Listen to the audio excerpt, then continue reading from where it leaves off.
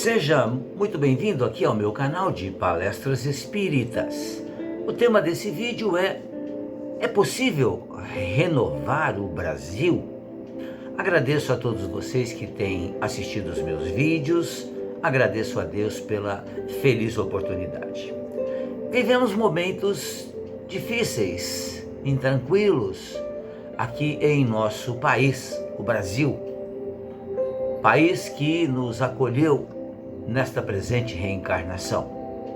E ouvimos há tanto tempo já a frase de que esse país não tem jeito mesmo, uma frase lamentável, pessimista, e vivemos momentos de grande pessimismo em nosso país, nesse ano de 2022, em uma série de razões. Por isso eu trouxe aqui essa reflexão nesse texto que diz no início se é possível renovar o Brasil. A respeito do país onde vivemos, tem-se ouvido as referências muito diversas, muito diferentes. Existem aqueles que o consideram simplesmente um país sem futuro e que, em razão disso, buscam com rapidez, se podem, outros países, outras paragens. Muitos emigram para a Europa ou para os Estados Unidos e afirmam que lá são felizes. Mas não podemos nos esquecer que são sempre tratados como imigrantes, pessoas de outro país. Existem aqueles que apontam os erros gritantes, as injustiças sociais, a corrupção que permanece, os abusos do poder temporal, por parte daqueles que jamais poderiam agir assim. Reclamam sem parar. Usam as redes sociais para denegrir pessoas, denegrir situações. Contudo, nada fazem para melhorar a situação. E às vezes até se servem de todas essas condições para o seu próprio interesse, o seu próprio existir. Existem aqueles que pregam a divisão do imenso território brasileiro. Existem os que desejam modificar até os símbolos nacionais, propõem novos versos e melodia para o hino nacional. Com certeza, nosso país tem problemas, sim, muitos problemas. Mas o que o nosso país necessita não é de queixas, nem de reclamações, muito menos de críticas.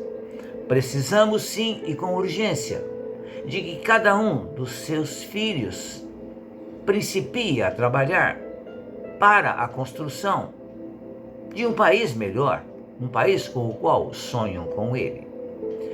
E o melhor para essa mudança começa em nossa mente, a emissora dos pensamentos. E nós emitimos pensamentos de forma incessante. E como nós estamos cercados de notícias ruins, que não são a maioria das situações que acontecem em nosso país, acontecem muito mais coisas boas do que ruins. Mas, lamentavelmente, em virtude de uma série de situações, de fatores, que não nos cabe comentar aqui nesse vídeo, a imprensa, de um modo geral, noticia somente o que é ruim, aquilo que é criminoso, aquilo que nos traz tristeza, nos faz sentir pessimistas. Observamos que quando o governo, qualquer governo, realiza um pronunciamento, estabelecendo novas leis, apresenta novos projetos, logo surgem os que clamam em coro que aquilo não vai dar certo. Porque são muitos os interesses particulares. Deveríamos ter mais interesses coletivos, porque nós vivemos em sociedade. Essa é uma lei de Deus. Porque quando se apresentam então novos projetos, mesmo antes de apresentar, de experimentar, de tentar. As pessoas agem como aquela criança, ou como mesmo o adulto, que olha o prato de comida e afirma: não gosto e não quero provar, mas nunca experimentei. A soma de pensamentos negativos, derrotistas, tem derrubado bons projetos, impedido ou adiado a sua concretização. Porque a forma de governo que nós temos em nosso país, dividido em executivo, judiciário, faz com que nós, e legislativo naturalmente, né, são os 3 poderes, faz com que haja, lamentavelmente, uma disputa entre eles, o que faz com que nós tenhamos muitos problemas. Mas essa é a forma de governo que temos. Isso é o que está na Constituição brasileira. Temos que entender e compreender que, com o passar do tempo, as pessoas que fazem parte dos 3 poderes vão modificar-se, vão tornar-se pessoas com olhares, pensamentos no coletivo, na sociedade como um todo, e não nos seus interesses privados, particulares. Por isso, urgente nos lembrarmos que se o homem é o que pensa, a nação, o nosso país, é a somatória dos pensamentos de nós, os filhos dessa pátria.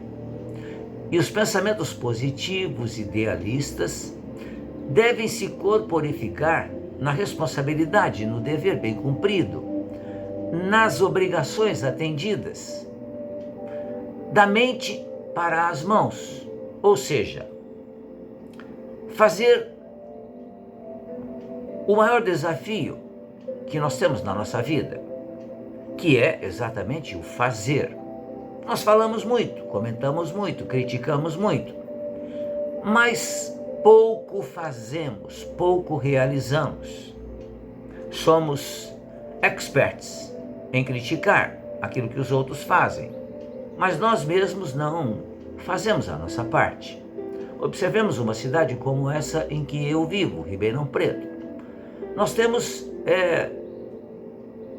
uma prefeitura, claro, um prefeito, que procura fazer dentro das suas possibilidades o melhor, nem sempre o consegue. Com relação às praças, existem muitas praças escuras porque foram roubados os fios, recolocados e roubados novamente. Então a culpa não é do órgão público ou da empresa responsável pela colocação dos fios. A culpa é da própria população. E esses irmãozinhos nossos, desequilibrados, eles estragam então algo que foi feito. Com relação a lixo, você deve ter em mente que você tem por obrigação colocar o lixo na frente da sua calçada, porque a empresa responsável pelo recolhimento do lixo vai passar. Mas muitas vezes nós colocamos um saco plástico muito fino, que acaba rasgando-se, sujando a calçada. Ou então nós varremos em frente da nossa casa e jogamos o lixo no nosso vizinho. E culpamos sempre o outro, o outro, o outro e o outro. Será que já paramos para pensar que um dia ao menos, o que é que determinou que nós nascêssemos aqui no Brasil? Porque nós não estamos aqui por acaso. Nós, espíritos, renascemos, reencarnamos através de um planejamento reencarnatório. Então nós estamos no país certo, no momento correto, dentro da família, que é a que nos é útil. Ninguém nasce no local errado. Portanto, as condições que a pátria do Cruzeiro nos oferece são as que necessitamos para o nosso crescimento, para a nossa evolução, a nossa transformação em um espírito melhor, em um cidadão melhor. Miséria, fome, desemprego, corrupção são grandes desafios que devemos nos empenhar para vencer. Não foi de outra forma, vencendo desafios, que nós saímos da Idade da Pedra para a moderna tecnologia que temos hoje. Foram muitos os desafios, e muitos são os desafios para a frente ainda. Grandes mudanças se operam com a iniciativa individual ou comunitária. Basta se observe a abnegação de muitos e muitos grupos que trabalham em prol de crianças que ficam na rua, de crianças carentes, dos idosos desamparados, cuidam dos usuários de drogas ou do álcool. Sempre existe um grupo disposto a ajudar o seu próximo, sempre. Mas raramente isso se torna uma notícia. Critica-se as pessoas morando na rua, mas não se vê que existem situações por trás disso. Pode ser o desejo da pessoa de viver na rua, mas sempre são ajudadas por aqueles que nos oferecem comida, roupas, cobertores. Eliminar o analfabetismo, ilustrar mentes, libertar a criatura do comodismo, conscientizando-as do quanto valem, deve ser uma preocupação prioritária de cada um de nós. O Brasil tem jeito, sim, mas precisamos nos empenhar para atingirmos esse objetivo. Brasil, o coração do mundo, deve pulsar forte, acenando esperanças, porque o organismo terrestre não pode viver sem um coração saudável.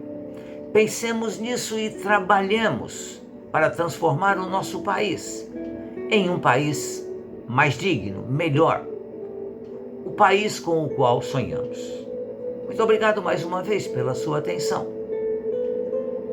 Fiquem bem, fiquem em paz.